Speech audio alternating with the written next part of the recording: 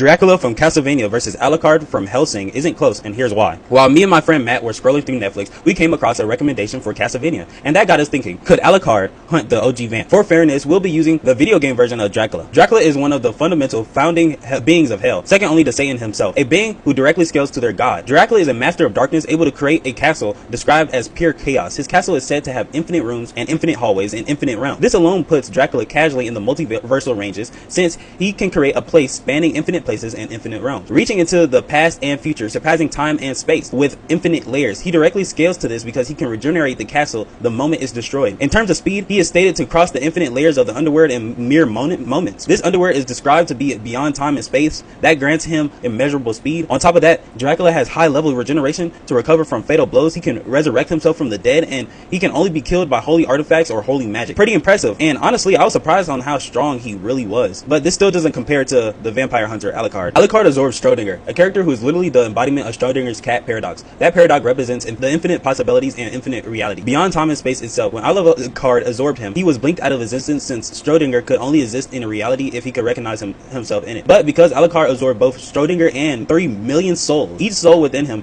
gained that paradox of Schrodinger's cat. As a result, Alucard could no longer recognize himself in reality and disappeared from existence entirely. At this point, he became abstract, an infinite being beyond life and death itself. He then transcended even further, destroying the paradox within himself, reaching 5th dimensional form. In his own words, in this state he exists everywhere and nowhere at the same time. Because of this, Alucard has conceptual regeneration, meaning he can come back from nothing. Conceptual attacks. He essentially responds like a video game character.